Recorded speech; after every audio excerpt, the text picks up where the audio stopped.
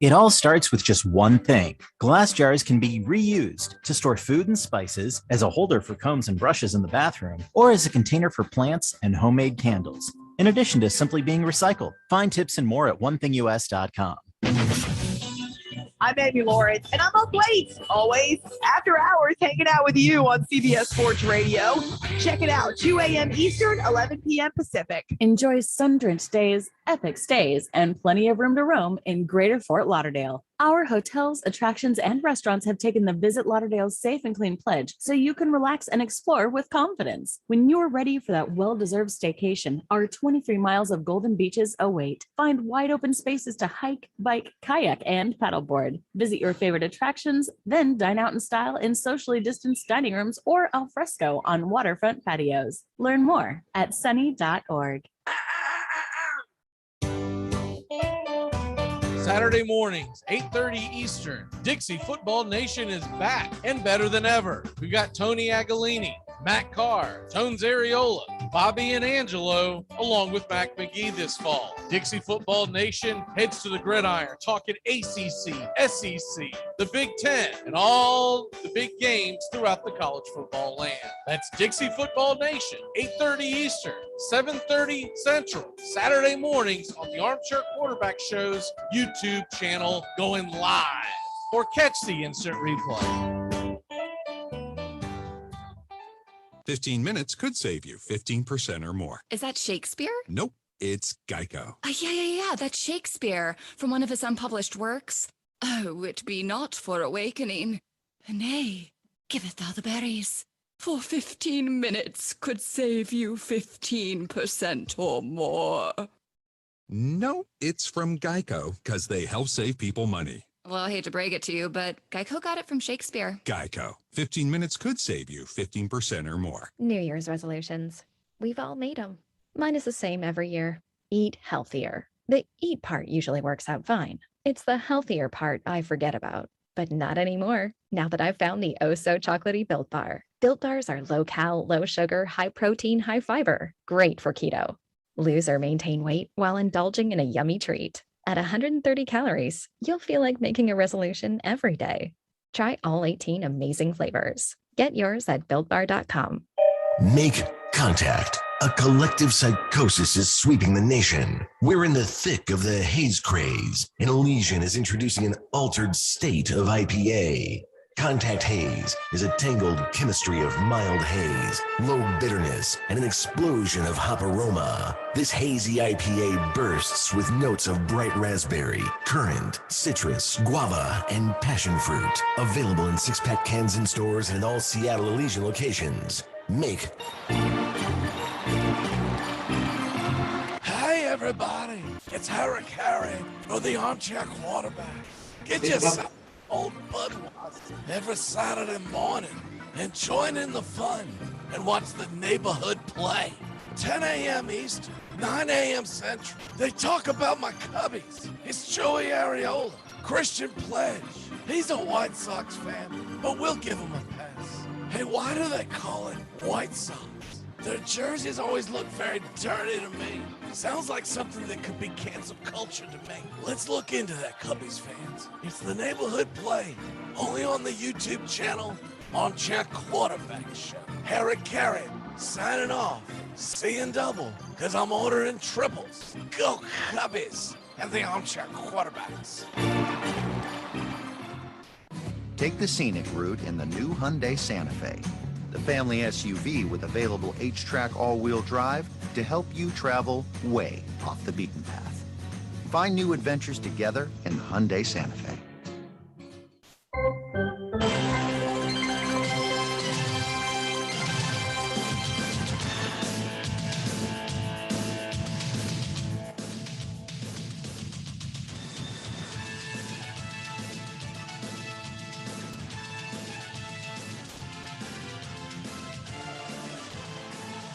Good morning. Welcome to the Armchair Quarterbacks. Gators and Golf with Tony Agolini. Tony, how the hell are you this morning? Doing great, man. How are you? Happy Friday. Happy Friday to you. Friday the 13th. And crap. Yeah, exactly. No way. Forgot about that. So let's go ahead and dive into the Gators. Their practice began. Was it late last week? Yeah, Friday was kind of first day out, and then I think first day in pads was the last day or two. Yeah. So, is there any big news coming out right now? Yeah, first week of practice is never good news, I guess. So, Jaden Hill, who's probably our second best defensive back, cornerback, tore his ACL. There have been kind of rumors going around. I think it happened pretty early, either Saturday or Sunday. But I think they needed swelling to go down and get an MRI to be sure and then announce it. So Mullen announced that yesterday. Like I said, it kind of been around but not confirmed, which stinks for him. He just got through rehabbing from the other ACL and was finally back to being ready to go this year, and then tore the other one. But it's a big deal for us because, Kyer Elam is like an all SEC cornerback. He's really good. So whoever's opposite of him was going to get picked on, and Hill was going to be that guy. And I think he was up to the task for it. But now without him, you've got Jason Marshall, who's a true freshman out of Miami, Jadarius Perkins, and then you have Elijah Blades, who played a decent amount at Texas A&M and used the transfer portal to come to Florida, but he's still just arriving on campus. So he won't have been in the system for more than a few weeks before the season opener. And oh, wow. It's FAU, so it probably doesn't matter, but USF might be okay. And you got Alabama right after that. So, whoever takes Hill's spot, it's going to be, coming fast and furious. And then also, behind that, it's just, to me, I think it's a bigger deal. I think a lot of either Twitter or some of the message boards yesterday were kind of downplaying it, that there's depth there, but there's not. There's a bunch of guys, but like Vanderbilt has a bunch of guys too. These guys just have to, get some experience. So I do think it's a big blow. At least they know now versus it happening like, week 2 against USF. But yeah, I do think that's a big deal. And everybody else on that defense, especially the safeties and also especially the defensive line, really have to pick it up to try and kind of hide whoever's going to be that second cornerback for a little while. Like, if you're, how it goes in football, if you're, those FSU teams in the mid 90s were built with elite defensive lines. You can kind of cover up a above average or average secondary with that. And hopefully that's what Florida can do here, at least early in the season. Speaking of FSU in the 90s, Bobby Bowden passed since the last time that you were on the show. And Ron DeSantis, by the way, gave a government order this morning for all flags to be at half-mast, which I thought was really cool. I never even would have thought of that, to be perfectly honest with you. I always think of that as like military, or something to do with the president or something like that. But I do know that they do it for tons of occasions. Real quick, what did that news do to you? You not being a Florida State fan, but obviously he was involved in your life as a fan. You're the entire 80s, 90s, and into the 2000s.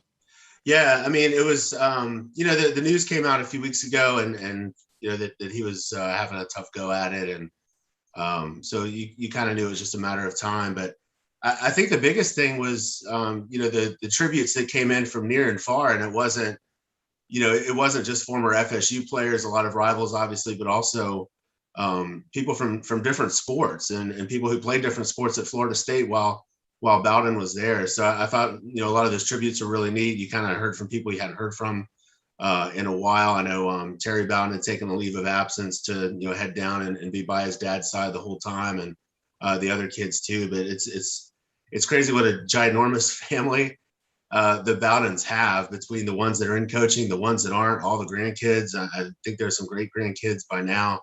But for me, growing up with that rivalry, in the 80s, when I was in elementary school for most of that, I didn't have a lot of classmates that were like big FSU fans. It was Gator fans and Georgia fans, because Georgia just won the title.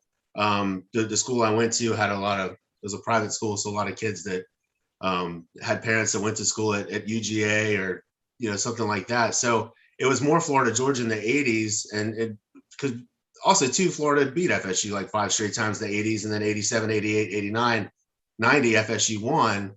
But in the 90s, when I went to Stanton here in town, I was there from 7th grade to 12th grade. Now it's 9th through 12th, but back then it was 7th through 12th, and it was you're either a Florida fan or a Florida State fan, and Bowden got the best of us most of those years in the early 90s. But that's what made high school fun was, week by week, who won, who lost, and Florida and FSU both won a bunch of games, and Bowden got the best of Spurrier more often than not.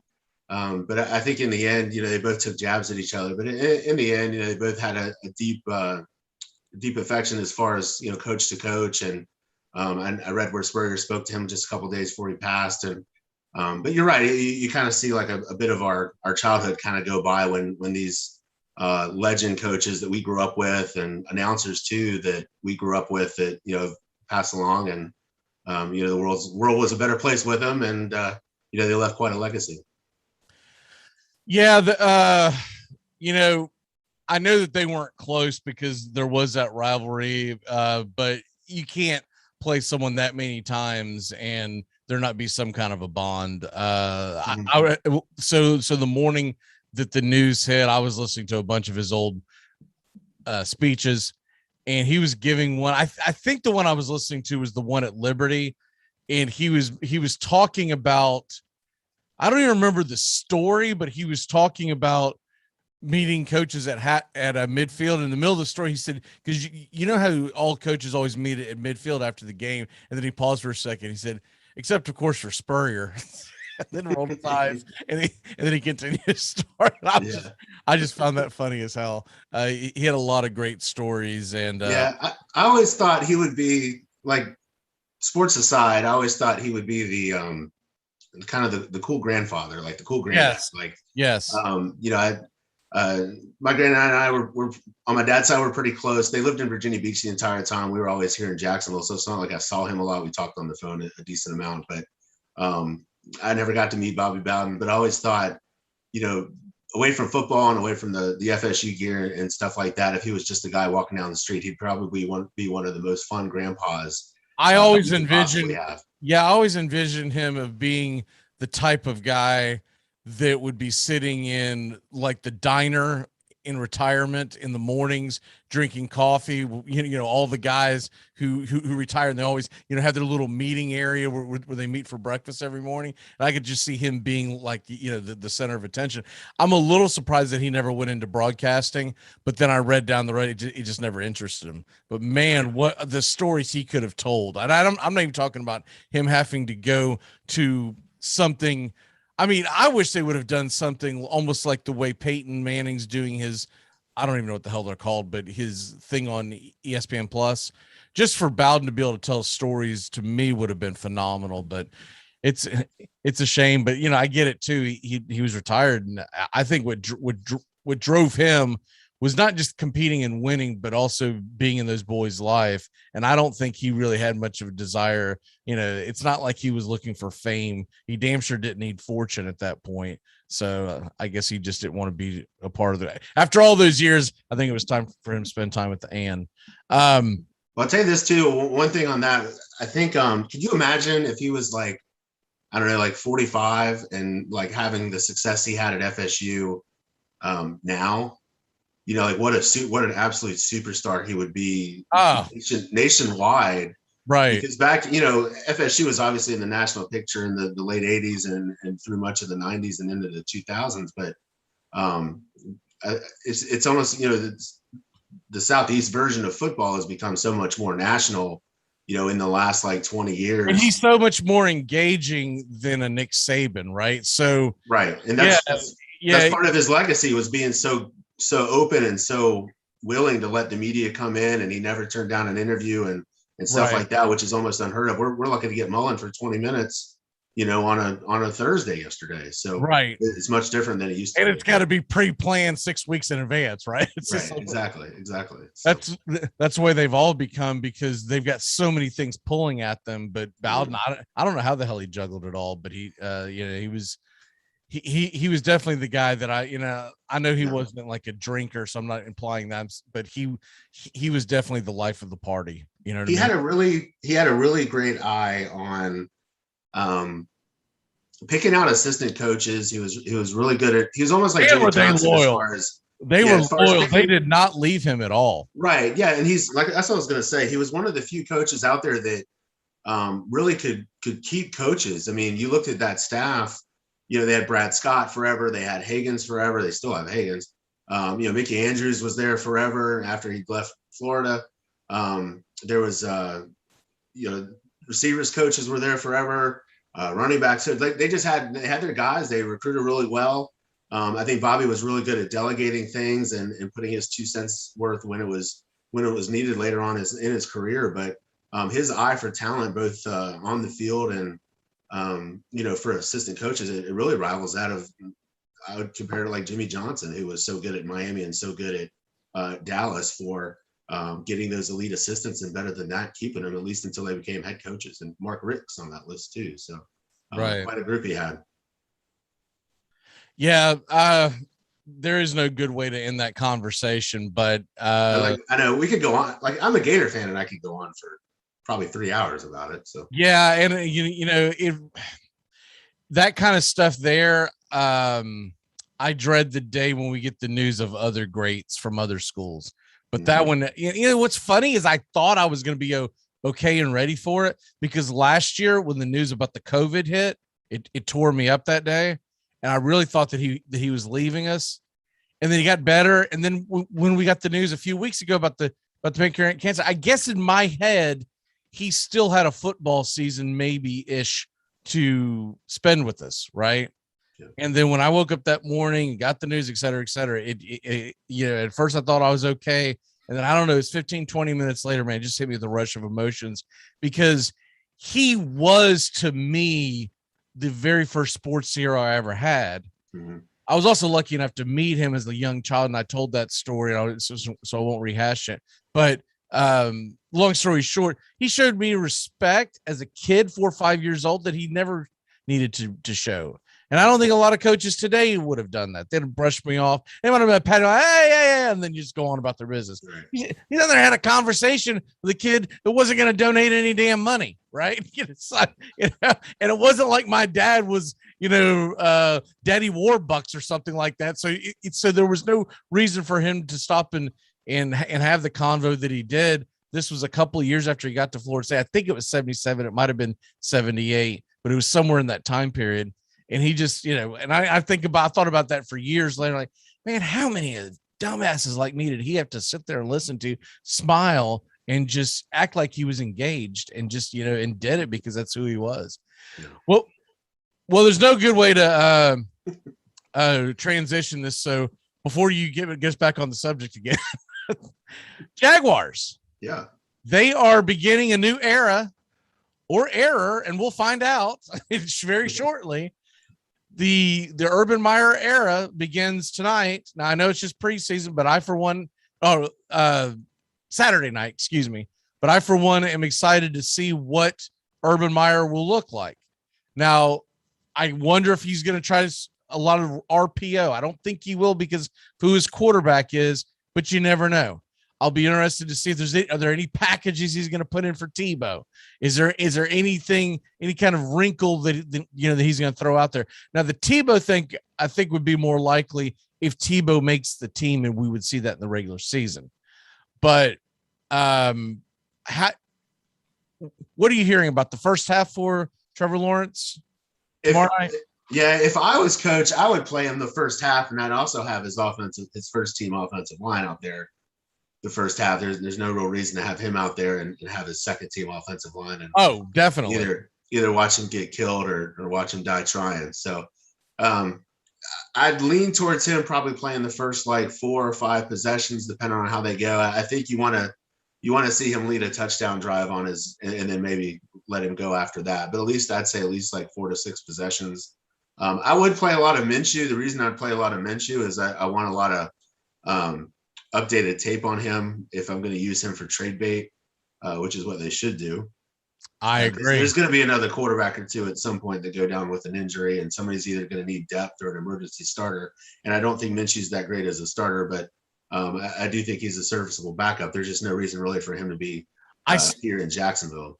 I believe that what they should do is that they should pony up whatever they need to pony up, and including Minshew, if need be. I don't know if I don't know if any team actually wants him, but go get a disgruntled Michael Thomas that's locked up for the next 4 years, right?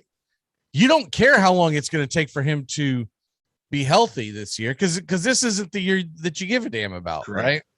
So I say pony it up, go get him, because you can draft all you want, and you're not going to get a Michael Thomas. It just and to be honest, I don't think DJ Chark is going to be with this team in 2022 either, because he's going to want a giant contract, and I don't know what kind of year he's going to have now that he's got a real quarterback. So I'm with you on the Thomas thing. A lot of people have been saying for the last 6 months they need to go out and drop a bunch of money on a tight end.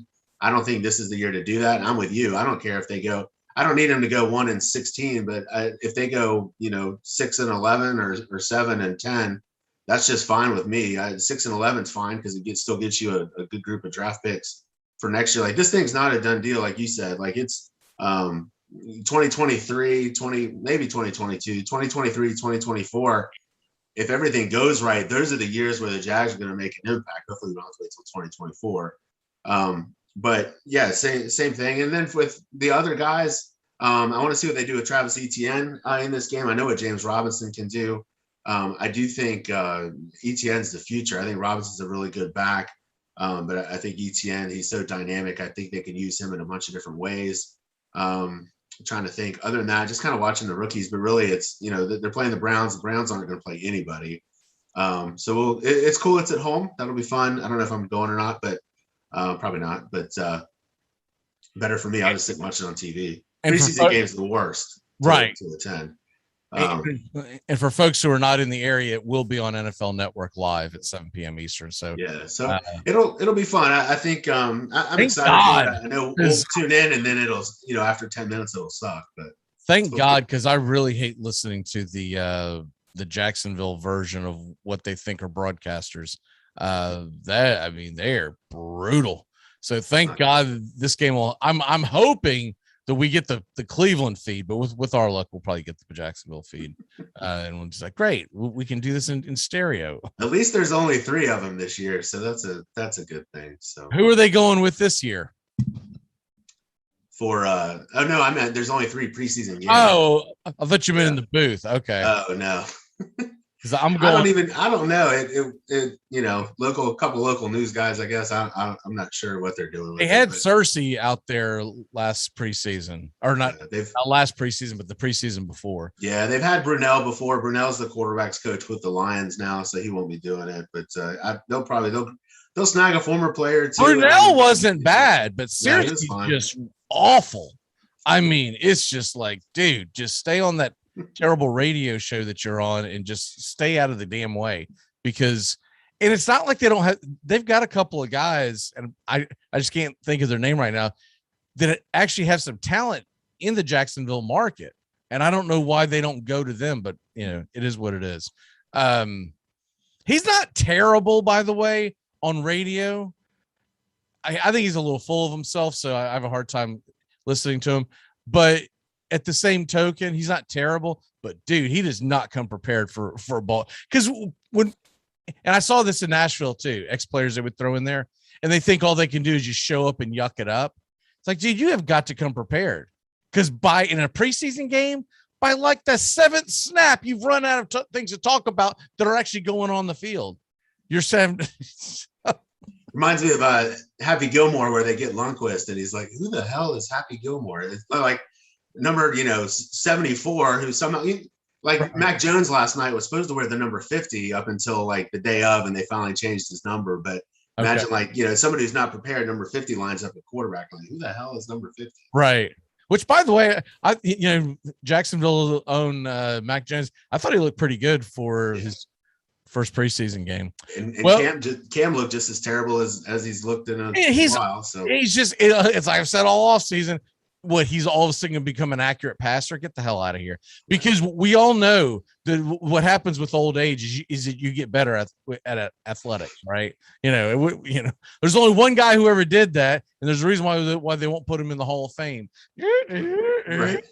It's Barry Bonds. All right, so before we have to run out of here, what's going on in the world of golf? Golf, they're at the Wyndham, which is in Greensboro, North Carolina.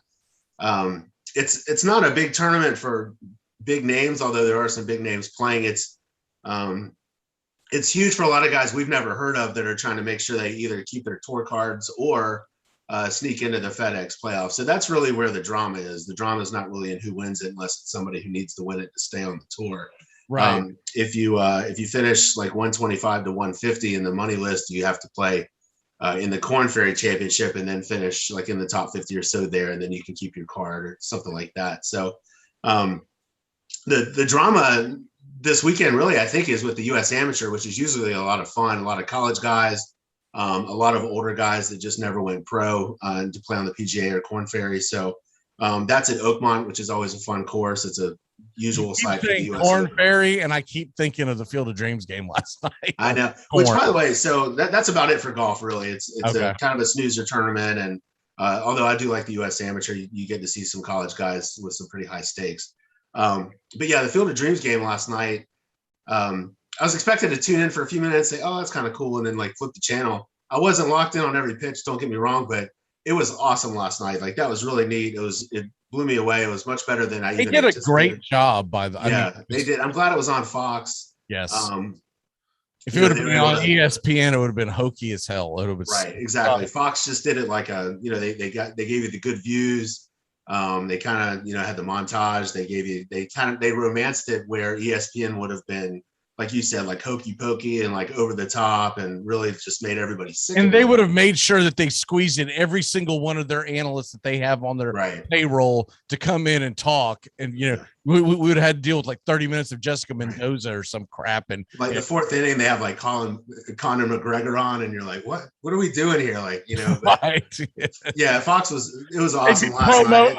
All you would get would be promos in the cornfield for the new Disney movies that are coming out. So, yeah. So it was really cool. I went back and watched the intro, and then of course it had a great ending last night, which was really neat. Which I had no idea they were going to do the whole fireworks thing. That was almost like Field of Dreams meets The Natural. It was just like, what the hell? You could. Yeah, it was really awesome. So it overshadowed the other walk off last night, which was Sonino against the Red Sox. But that's okay. It's good to have that Field of Dreams. Hopefully they'll keep it coming. I'd like to see keep doing it with the old franchises, and as they were mentioning the Cubs going out there maybe next year. So it'll become kind of like the Winter Classic, but this is actually better because the Winter Classic gets overshadowed by all the New Year's Day bowl games and everybody's hungover and doing their own thing on New Year's. This Field of Dreams game on a random Thursday in August was perfect, really. Yeah, and it's right in the playoff run too, which helps. Right, exactly. And it's also going to help if you pick two teams that are actually relevant. Right. Don't schedule us a Kansas City versus Miami game. You don't want Blue Jays Royals for the next one. Blue Jays maybe, but let's give the Royals about 3 years to rebuild. Right around the time the Jaguars are relevant, the Royals will be relevant again. You imagine instead of sending the Jays to Dunedin, they'd send them playing at the cornfield for 84 games. Exactly. Exactly. Awesome. We got to run. You got a quick walk off? Not really, man. Looking forward to the weekend, preseason football, and we'll see you next week. All right, brother. We'll see you then. Take care.